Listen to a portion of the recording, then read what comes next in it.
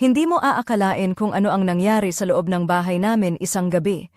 Hello, my name is Maria Clara. I am 24 na taong gulang. Lumaki ako sa isang maliit na bayan sa probinsya ng Batangas kasama ang aking ama at kuya. Ilang taon na rin ang lumipas mula nang pumanaw ang aming ina, kaya't kami lang tatlo sa bahay. Ang kuya ko, si June, ay medyo mailap at tahimik, halos di kami nag-uusap ng masinsinan. Palagi siyang nakakulong sa kanyang kwarto at bihira siyang makipag-ugnayan sa amin, lalo na sa akin. Sa kabila nito, palaging may mga taong nag-aalok sa akin ng kasal, ngunit tila may itinatago si June na hindi ko maintindihan. Isang gabi, nang naglalakad ako sa bahay, napansin kong nagmadali si June at agad na pumasok sa kanyang kwarto, pinagbubuksan at sinarado ang pinto.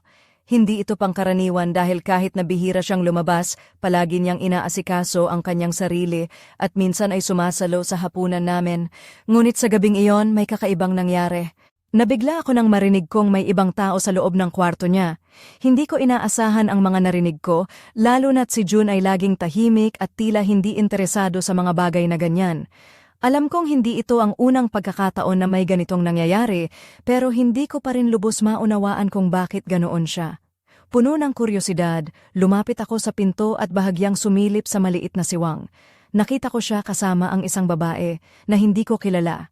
Ang mga tunog at ang eksena na aking nasaksihan ay nakapagpabago ng lahat ng tingin ko sa kanya. Hindi ko inakala na ganito ang buhay ni June sa likod ng mga saradong pinto. Dahil dito, nagsimula akong magtanong-tanong sa paligid, lalo na sa babaeng kasama niya. Hindi siya ang inaasahan kong sagot, pero siya rin ang susi sa pag-unawa sa nangyari sa pagitan nila. Sa aming pag-uusap, ibinahagi niya ang mga dahilan ng kanilang paghihiwalay na hindi ko inaasahan. Palalim ng palalim ang usapan at habang lumalalim, lalong lumalawak ang misteryo ng buhay ni June na matagal ko nang hinahanap ang sagot. Ngunit bago ko maipaliwanag ng buo ang lahat, may isang bagay na tumama sa akin ng husto, isang bagay na hindi ko inaasahang maririnig mula sa bibig ni June mismo, isang lihim na magpapabago sa lahat ng aking iniisip tungkol sa kanya at sa aming pamilya. Ano nga ba ang tunay na nangyari sa kwarto ni June? At paano ko haharapin ang mga bagong katotohanan ito habang patuloy na umiikot ang mundo ko sa maliit naming tahanan sa Batangas? Simula pa lang, ramdam ko na ang bigat ng nangyari sa bahay namin. Isang gabi, nagising ako sa tunog ng pinto ng kwarto ni Kuya June na dahan-dahang bumubukas. Hindi siya karaniwang gumagawa ng ganoon, kaya't agad na naisip ko na may kakaiba. Sa mga mata ng isang 24 na taong gulang na babae na tulad ko, ang mga simpleng bagay tulad ng pagbukas ng pinto sa gitna ng gabi ay may malalim na kahulugan. Hello, my name is Maria Clara. I am 24 na taong gulang. Paulit-ulit ang isip ko habang tinatapik ang unan, pilit pinipigilan ang sarili na bumangon at sumilip. Lumaki ako sa bayan ng Lipa sa Batangas, isang tahimik na lugar kung saan halos kilala mo ang bawat kapitbahay. Sa bahay namin, kami lang ang tatlo. Ako, ang aking ama na si Mang Lito, at ang kuya kong si June. Matagal na kaming ganito mula nang pumanaw ang aming ina 5 taon na ang nakalilipas. Sa mga panahong iyon, naging mahirap ang lahat, lalo na kay June na tila nag-iba ang ugali. Madalas siyang tahimik at nakapikit lang sa kwarto. Hindi siya palabas, hindi siya nakikipagkwentuhan, at kapag bumalik siya mula sa trabaho, diretso siyang papasok sa kwarto. Wala kaming masyadong komunikasyon. Tila ba may tinatago siyang lihim, at kahit anong pilit ko, hindi siya nagsasalita tungkol dito. Sa mga panahong iyon, nararamdaman kong unti-unting nawawala ang koneksyon namin bilang magkapatid. Dahil dito, naging curious ako. Bakit nga ba palaging nakasarado ang pinto ni June? Ano ang tinatago niya? Sa mga gabing ganito, pilit kong pinipigilan ang sarili na sumilip, pero ang kuryosidad ay mas malakas. At isang gabi, nang muling marinig ko ang pagbukas ng pinto, hindi na ako nagdalawang isip. Tumayo ako, lumakad papunta sa kwarto, at bahagyang sumilip sa siwang ng pinto. Nakikita ko si June na kasama ang isang babae. Hindi ko siya kilala at hindi ko inaasahan na may ganitong eksena ako makikita sa loob ng bahay namin. Ang babae ay nakasuot ng simpleng puting blusa na medyo maluwag at maong na shorts na nagpapakita ng kanyang mga binti na tila naglalakad ng may kumpiyansa sa loob ng kwarto. Si June naman ay suot ang kanyang luma at medyo gasgas na polo na nagpapakita ng stress at pagod sa mukha niya. Naririnig ko ang kanilang mga pag-uusap na medyo mahina pero malinaw. Ang tono ni June ay palaging nag-aalangan, tila ba may gustong sabihin pero nahihiya. Ang babae naman ay may malambing na boses, pero halatang may mga tanong at hinaing. Sa sandaling iyon, naisip ko, ano kaya ang nangyayari dito? Bakit ako hindi isinama sa mga bagay na ito? Matapos ang ilang sandali, nagsimulang magtanong ako sa sarili kung dapat ba akong makialam o hayaan na lang ang mga nangyayari. Ngunit, ang puso ko bilang isang kapatid, bilang isang babae, ay nagsabing, kailangan kong malaman ang totoo. Kaya't nang matapos ang gabi, nagpasya akong makipag-usap sa babaeng iyon. Siya ang susi para maunawaan ko ang hiwaga sa buhay ni June at siguro sa buhay namin rin bilang pamilya. Ngunit paano ko sisimulan ang pag-uusap? At ano ang magiging reaksyon ni June kapag nalaman niyang may alam na ako sa mga lihim na tinatago niya? Ang lahat ng ito ay nagpapaikot sa isip ko habang papasok ang gabi sa aming maliit na bahay sa Lipa, Batangas. Gabi iyon na hindi ko makalimutan. Naglakad ako papunta sa kusina kung saan madalas umupo si Aling Nena, ang babaeng kasama ni Kuya June. Siya ang babae na nakita ko sa kwarto at siya rin ang tanging taong malapit sa amin na pwede kong lapitan para magtanong. Hindi madali para sa akin ang humarap sa kanya, lalo na't alam kong may mga bagay na ayaw niyang pag-usapan. Pero pilit kong kinumbinse ang sarili na kailangan kong malaman ang katotohanan. Aling Nena, mahina kong tinawag habang hawak-hawak ang baso ng tubig. Pwede ba kitang makausap sandali? Nagulat siya sa pagdating ko, pero ngumiti rin ng bahagya. Marahil ay nasanay na sa mga ganitong tanong mula sa akin. Umupo kami sa maliit na mesa sa tabi ng bintana, habang ang lamig ng hangin mula sa labas ay dahan-dahang pumapasok sa loob ng bahay. Maria Clara? Aba? Anong meron? Mukhang seryoso ang usapan mo, sabi niya habang nilalagay ang kamay sa ibabaw ng mesa. Napailing ako at sinimulang ilahad ang mga tanong na matagal ko nang tinatago sa puso. Ano ba ang nangyayari sa pagitan niyo ni Kuya? Bakit palagi siyang nakasarado sa kwarto? At bakit may mga gabi na parang may tinatago siya? Napabuntong hininga siya at tila pinipili ang mga salitang sasabihin. Alam mo, anak, matagal na yan. Hindi namin gustong ipaalam sa inyo ni Mang Lito, pero may mga bagay na hindi mo basta-basta maiintindihan. Si June, mahirap niyang ipaliwanag ang sarili niya. May mga pangarap siya at mga pamamaraan na naiiba sa karaniwan. Minsan kasi gusto niyang makatakas sa mga problema sa trabaho at sa buhay. Napatingin ako sa kanya ng halos di makapaniwala. Ano ba talaga ang ginagawa niya sa loob ng kwarto? Tanong ko ng diretsyo. Napakunot ang noo niya at medyo nagdadalawang isip bago sumagot. Siya kasi, nanonood ng mga pelikula na medyo ganito. Humawak siya sa kamay ko at ngumiti ng bahagya. Mga pelikula na may mga eksenang intimate. Gusto niyang makita kung paano ang ibang relasyon, kasi siguro nahihirapan siyang ipakita ang sarili niya sa totoong buhay. Hindi ko alam kung ano ang sasabihin ko. Parang isang malaking pader ang tumayo sa harap ko ng mga sandaling iyon. Pero habang nakikinig ako, naisip ko na marahil ito ang dahilan kung bakit naging ganoon si June. Hindi siya nilalang para sa normal na buhay na inaasahan namin sa kanya. May mga bagay siyang gustong tuklasin, mga bahagi ng sarili niya na hindi niya matanggap o hindi niya masabi sa amin. Tinanong ko siya kung bakit hindi niya naitanong o nalinaw ang mga ito kay June. Ayoko na rin siyang pilitin. Alam mo naman, si June ay matapang sa panlabas, pero sa loob, napakasensitibo niya. Minsan, kapag tinatanong ko, nagagalit siya o nawawala ang loob niya, kaya mas pinipiling huwag na lang pag-usapan, sagot niya na may halong lungkot. Sa gabing iyon, nagising ang damdamin ko. Hindi ko inaasahan na ganito pala ang buhay ng kuya ko sa likod ng mga saradong pinto. At higit sa lahat, naisip ko na dapat ko siyang suportahan, hindi husgahan. Pero hindi pa rin nawawala ang tanong sa isip ko, paano ko siya matutulungan kung siya mismo ay takot magbukas? Habang pauwi na ako sa kwarto, naisip ko na may mga bagay na kailangang harapin ng matapang. Hindi pwedeng palaging takbuhan ang solusyon, lalo na kung pamilya ang pinag-uusapan. Ngunit sa kabila ng lahat, may isang bagay na hindi ko pa rin maintindihan, bakit sa gitna ng lahat ng ito, tila may isang lihim pa na tinatago si June, isang lihim na maaaring magpabago sa lahat ng alam ko tungkol sa kanya at sa aming pamilya. Ngayong gabi habang nakahiga sa kama, ang tanong na iyon ang bumabalot sa isip ko. Ano ba talaga ang tunay na dahilan ng mga lihim ni June? At handa ba akong harapin ang lahat ng ito? Hindi ko inakala na ang gabing iyon ay magsisilbing simula ng isang malalim na paglalakbay sa buhay ng aking kuya, si June. Ang lahat ay nagsimula ng isang gabi habang tahimik ang buong bahay namin sa bayan ng Lipa, Batangas. Habang mahimbing na natutulog ang aming ama, si Mang Lito, at ako naman ay nagbabasa sa tabi ng bintana, narinig ko ang mga yabag ni June papasok sa aming sala. Halata ang pagmamadali niya na hindi ko maintindihan. "June, anong nangyayari? Bakit parang tumatakbo ka papasok ng kwarto mo?" Tanong ko nang may halong pag-aalala.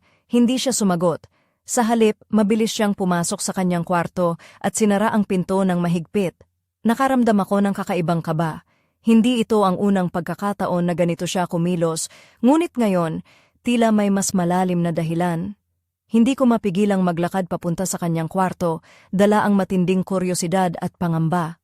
Dahan-dahan akong kumatok, naisip kong baka kailangan niya ng kausap o kahit sandaling paglabas mula sa kanyang pag-iisa. Wala siyang sagot.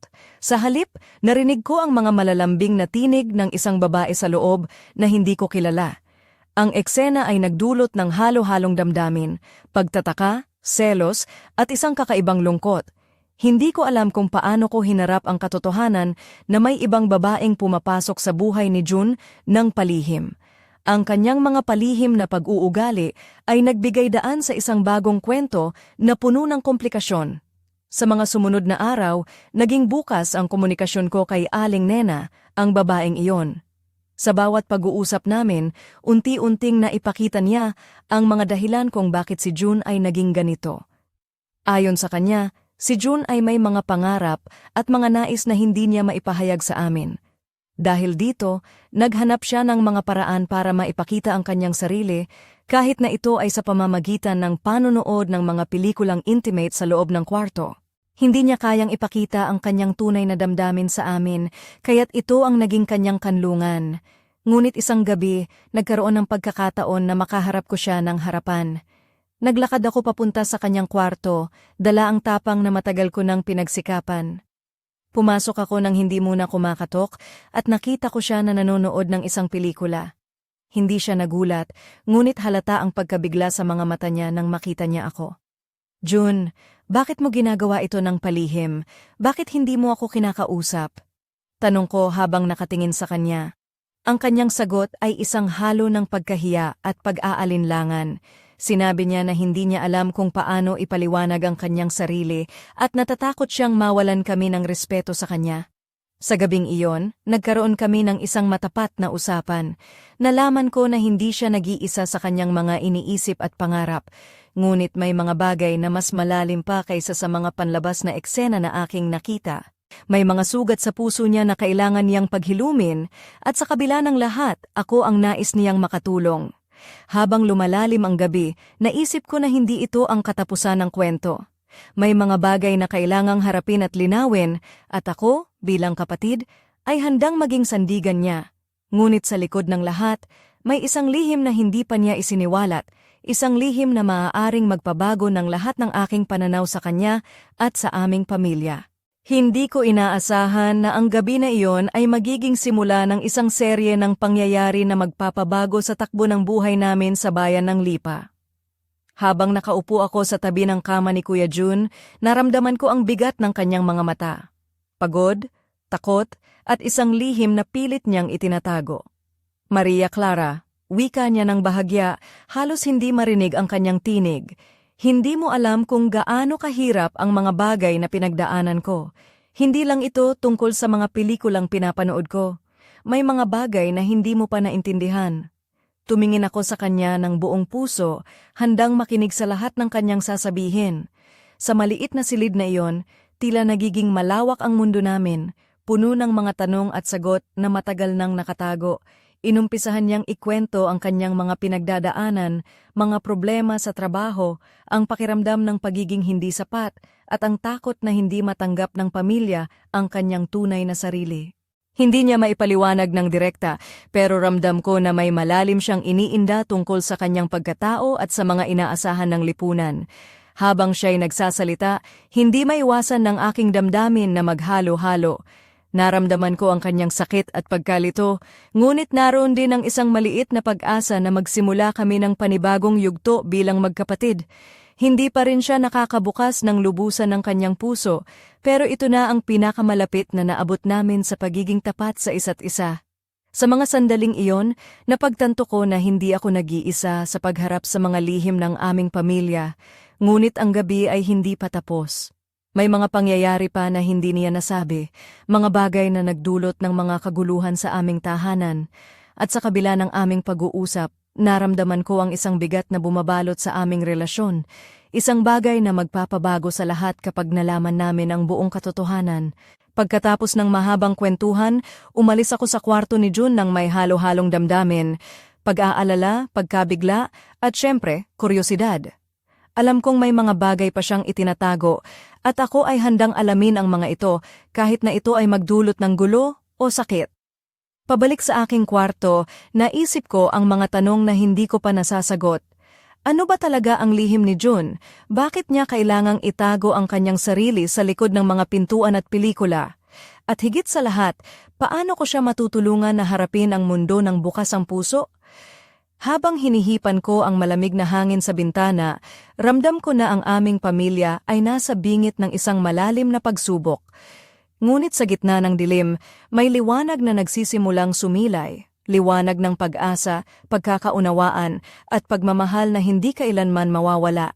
Hindi ko maipaliwanag kung paano ko naranasan ang gabing iyon, isang halo ng pagkalito, pagtataka, at takot na tila bumalot sa buong katawan ko. Pagkatapos ng aming pag-uusap ni Jun, hindi ko maiwasang mag-isip kung paano ba talaga haharapin ang sitwasyon namin. Sa loob ng bahay namin sa Lipa, parang may isang malaking pader na naghihiwalay sa amin ni Jun, isang pader na puno ng mga lihim at hindi pagkakaunawaan. Maria Clara, bulong ko sa sarili ko habang nakahiga sa kama. Paano kung mali ang lahat ng iniisip ko? Paano kung hindi ko siya kayang tulungan? Ang mga tanong ay paulit-ulit na bumabalik sa isip ko, lalo na ang mga alaala ng gabing iyon, ang mga matang puno ng lungkot ni Jun, ang kanyang mga salita na puno ng pag-aalinlangan. Naisip ko rin ang mga posibilidad kung paano sana naging magkaiba ang lahat kung nagkaroon lang kami ng mas bukas na komunikasyon. Siguro, kung noon pa lang ay naintindihan ko ang kanyang mga pangangailangan at mga takot, hindi na kailangang magtago pa siya sa likod ng mga saradong pinto at mga pelikulang pinapanood niya ng palihim. Ngunit higit sa lahat, naisip ko ang mga tanong na hindi nasagot. Ang mga dahilan kung bakit siya naglalayo sa amin, bakit siya takot na ipakita ang tunay niyang sarili, at kung ano ba talaga ang mga bagay na nagpapahirap sa kanya. Hindi ko maiwasang mag-alala kung paano niya hinaharap ang kanyang mga problema sa trabaho, sa buhay, at sa sarili niyang pagkatao. Habang pinipilit kong intindihin ang mga nangyari, naalala ko rin ang mga salita ni Aling Nena. Ang sabi niya, may mga tao na hindi kayang ipakita ang kanilang sarili dahil natatakot silang hindi matanggap ng mundo. Napaisip ako kung ganoon nga ba ang sitwasyon ni Jun. Sa kabila ng lahat, ramdam ko ang isang bagay na nagpapalakas sa akin, ang pagmamahal ko bilang kapatid. Alam kong kahit ano pa man ang nangyari, handa akong samahan siya at intindihin siya. Pero hindi ko maikakaila na natatakot ako, natatakot na baka hindi kami makahanap ng daan palabas sa dilim na bumabalot sa aming pamilya. Habang tumatagal ang gabi, lalong tumindi ang mga emosyon ko. Ang takot, pag-aalala at pag-asa ay naglalaro sa puso ko. Hindi ko alam kung paano magtatapos ang kwento namin, pero isang bagay ang sigurado, hindi na ako titigil sa paghahanap ng katotohanan kahit pagaano man ito kahirap. At sa gitna ng lahat, isang tanong ang patuloy na bumabalot sa isip ko, ano ba talaga ang tinatago ni Jun? At paano ko haharapin ang mga susunod na mangyayari? Hindi ko akalain na sa gitna ng lahat ng pag-aalala at pagdududa, may isang bagay na lalabas na lubhang ikagugulat ko, isang lihim na halos yumanig sa buong pagkatao ko. Isang araw, habang nag-aayos ako ng mga gamit sa sala, napansin kong may kakaibang sulat na nakatago sa ilalim ng mesa sa kwarto ni Kuya Jun. Hindi ko alam kung bakit, pero parang may tinutulak sa akin na basahin iyon. Dahan-dahan kong kinuha ang papel at binasa. Ang sulat ay puno ng mga salita ng pagsisisi, pangarap, at isang lihim na hindi niya kayang sabihin ng harapan. Nilalaman nito ang isang kwento ng matagal na pagdurusa, mga pagkakamali, at isang bagay na matagal na niyang itinago sa amin, ang dahilan ng kanyang madalas na paglayo at takot na magbukas sa amin. Sa sulat, inamin ni June na may isang relasyon siya sa isang babae sa Maynila, isang lihim na pag-iibigan na nagdulot ng sakit at gulo sa aming pamilya. Hindi niya ito sinasadyang itago, ngunit natakot siya sa magiging reaksyon namin. Ang babae ay may sariling buhay, may asawa, at ang relasyon nila ay puno ng komplikasyon. Hindi ko mapaniwalaan ang nabasa ko. Ang taong akala ko ay tahimik lang at malayo ay may ganitong komplikadong buhay na hindi ko inakala. Napuno ako ng halo-halong damdamin, pagkabigla, pagkabigo, at isang malalim na kalungkutan. Paano niya kami nagawang lokohin ng ganito katagal? Ngunit sa kabila ng lahat, naroon ang isang bahagi ng puso ko na nagsasabing kailangan kong intindihin siya. Hindi ito simpleng usapin, may mga dahilan kung bakit siya nagkaroon ng ganitong lihim. At sa gitna ng lahat ng ito, nalaman ko rin na ang mga pelikulang pinapanood niya pala ay bahagi ng kanyang paraan para harapin ang katotohanan na pilit niyang itinatago. Habang pinipilit kong pag-isipan ang lahat ng ito, may mga tanong na nagsisimula ring bumuo sa aking isipan. Paano kami makakapag-usap ni June ng bukas at tapat? Paano namin haharapin ang epekto ng lihim na ito sa aming pamilya? At higit sa lahat, ano ang magiging kinabukasan namin pagkatapos ng lahat ng ito? Ang lihim ni June ay hindi lang basta tungkol sa isang relasyon. Ito ay isang salamin ng mga sugat at pangarap na matagal nang nakatago. At habang hawak ko ang sulat sa aking mga kamay, naramdaman kong ang aming pamilya ay nasa bingit ng isang malaking pagbabago. Isang pagbabago na hindi na namin maiiwasan. Ngunit bago ko pa man maiproseso ng buo ang nangyari, may isang bagay na biglang kumatok sa pinto ng aming bahay. Isang tao mula sa nakaraan ni June. Isang tao na magpapasok ng panibagong misteryo sa aming buhay. Hindi pa nga ako tuluyang makapag-isip ng maayos tungkol sa lihim na sulat ni June, bigla na lang kumatok ng malakas ang pinto ng bahay namin. Nang buksan ko, isang matandang lalaki ang nakatayo. Mukhang may dalang mabigat na kwento at mga tanong na kailangang sagutin. Siya ang matagal ng bahagi ng nakaraan ni June, isang tao na tila ngayoy babalikan ang mga sugat na matagal nang tinatago.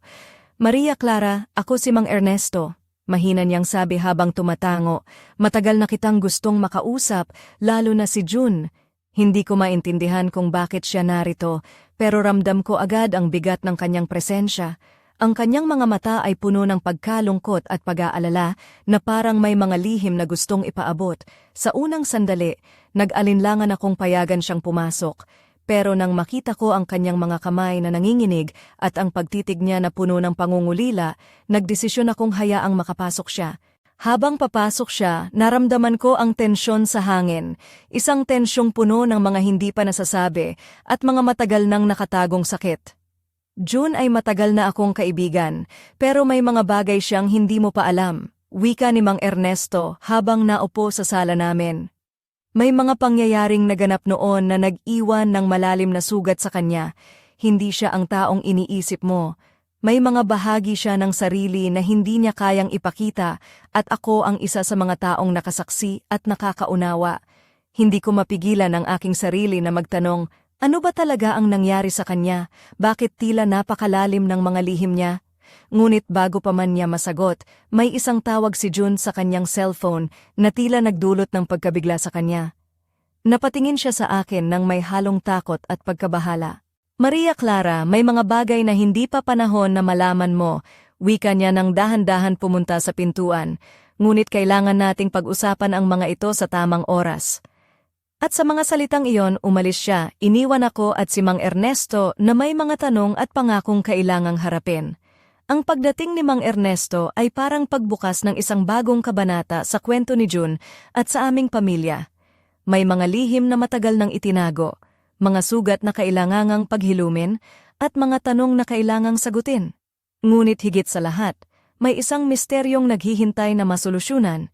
Isang misteryong magpapabago sa lahat ng aking pananaw at mag-uudyok sa akin na harapin ang katotohanan, gaano man ito kasakit. At habang nakaupo ako sa sala, nagtatanong sa sarili, ano kaya ang mga bagay na hindi pa handang sabihin ni June? At paano ko haharapin ang mga darating na pagsubok na maaaring magwasak o magpatibay sa aming pamilya? Ang pagdating ni Mang Ernesto ay nagdulot ng isang napakalalim na pagbabagong hindi ko inaasahan. Sa loob ng aming maliit na bahay sa Lipa, tila naglaho ang katahimikan at napalitan ng matinding tensyon na naglalaman ng mga lihim, kasinungalingan, at mga sugat na matagal nang hindi na ilalantad. Hindi ko maipaliwanag kung paano ko naranasan ang gabing iyon, parang isang bagyong sumalubong sa akin, sumalubong sa aming pamilya, at sumalubong sa lahat ng inaakalang matatag na pundasyon ng aming samahan. Habang nakaupo kami ni Mang Ernesto sa sala, unti-unting lumabas ang mga detalye ng nakaraan ni June na matagal na niyang tinatago. Napag-alaman ko na ang relasyon niya sa babaeng nasa sulat ay hindi lamang isang lihim na pag-iibigan, kundi bahagi ng isang mas malalim na problema. Isang problema ng pagkalito sa sarili, ng pagharap sa mga inaasahan ng lipunan at pamilya, at ng isang paglalakbay sa pagtanggap sa kanyang tunay na pagkatao. Ang mga salitang inihain ni Mang Ernesto ay parang mga dagok na bumagsak sa aking puso. Si June ay hindi ganap na malaya sa kanyang mga desisyon, sabi niya. May mga taong lumilitaw sa buhay niya na nagdudulot ng sakit, ngunit may mga pagkakataon ding nagiging dahilan ng kanyang pag-asa. Ngunit higit sa lahat, siya ay naglalakbay sa isang madilim na landas ng pagtuklas sa sarili. Hindi ko maalis sa isip ko ang mga tanong na bumabalot sa bawat pangungusap. Ano nga ba ang tunay na pagkatao ni June? Ano ang mga bagay na nagpapahirap sa kanya? At paano ko siya matutulungan kung siya mismo ay naglalakbay sa dilim na iyon? Ngunit habang lumalalim ang gabing iyon, naramdaman ko ang isang kakaibang lakas na bumabalot sa akin. Hindi ito ang uri ng lakas na nagmumula sa katiyagaan o tapang lamang, kundi ang uri ng lakas na nagmumula sa pagmamahal at pag-unawa. Alam kong hindi madali ang lahat, ngunit handa akong harapin ang anumang pagsubok para sa kapatid ko. Sa gitna ng mga pagbubunyag, may isang pangyayari na nagbigay ng kakaibang sigla sa aming usapan. Isang tawag mula sa isang hindi inaasahang tao, isang tao na may hawak ng isang lihim na maaaring magbukas ng pinto sa mas malawak na katotohanan. Ang tawag na iyon ay nagdulot ng bagong pag-asa, pero kasabay nito ay panibagong mga tanong. Habang tinatanggap ko ang mga bagong impormasyon, napagtanto ko na ang kwento ni June ay mas komplikado kaysa sa aking inakala. At sa harap ng lahat ng ito, isang tanong ang patuloy na bumabalot sa aking isipan. Ano nga ba ang tunay na kahulugan ng pamilya at hanggang saan ako handang pumunta para ipaglaban ang taong mahal ko? Ang gabi ay nagtatapos sa isang matinding cliffhanger, isang misteryo na magpapatigil sa bawat hininga at mag-uudyok sa bawat puso na magtanong at mag-isip. Ngunit ang sagot ay hindi pa natin alam at ito ay maghihintay sa susunod na kabanata ng kwento namin. Hindi ko inakala na ang mga pangyayari sa loob ng bahay namin sa Lipa ay mauuwi sa ganito kaguluhan, isang gulo na puno ng mga lihim, sakit at mga pangarap na tila naglalaban sa puso ng bawat isa. Sa mga araw na lumipas mula nang dumating si Mang Ernesto at lumabas ang sulat ni June, ramdam ko ang tensyon na bumabalot sa aming tahanan, na parang unos na papalapit at hindi ko alam kung kailan tatapos. Isang gabi, habang nakaupo ako sa sala, biglang bumukas ang pinto ng kwarto ni June ng dahan-dahan. Lumabas siya na may malalim na ekspresyon sa mukha, mukhang may dala siyang mabigat na desisyon. Napatingin siya sa akin, at sa mga sandaling iyon, alam kong hindi na siya makakatago pa ng matagal. Maria Clara, wika niya ng tahimik pero matatag. May mga bagay na kailangan nating harapin, kahit na masakit. Hindi na pwede pang itago pa ang lahat. Ang mga salitang iyon ay nagbigay ng matinding kaba sa aking dibdib, ngunit kasabay nito ay isang kakaibang lakas. Habang nag-uusap kami, unti-unti niyang ibinahagi ang mga lihim ng kanyang puso, ang mga dahilan ng kanyang mga takot, ang mga pangarap na hindi niya naipahayag, at ang mga sugat na matagal niyang tinatago. Hindi naging madali ang bawat salita, ngunit sa bawat pagbulalas ng katotohanan, unti-unting nabubuo ang pag-asa na may pag-ibig at pag-unawa pa rin sa pagitan namin. Ngunit bago pa man matapos ang aming usapan, may isang tawag na pumasok sa telepono ni June, isang tawag mula sa isang taong may hawak ng isang lihim na maaaring magbago ng lahat. Napatingin siya sa akin ng may halong takot at pag-aalinlangan. Maria Clara, ito pa lang ang simula, sabi niya. May mga bagay pa tayong kailangang malaman at mga pagsubok na kailangang pagdaanan. At doon, sa gitna ng dilim ng gabi sa aming tahanan, natapos ang isang yugto ng aming kwento, ngunit nagsimula ang isa pang masalimuot na kabanata. Isang kabanata na magdadala sa amin sa mga lugar na hindi pa namin nalalakbay, mga katotohanang hindi pa namin nahaharap, at mga desisyong magbabago ng landas ng aming buhay. Ngayon, habang nakatitig ako sa bintana, hindi ko maiwasang magtanong.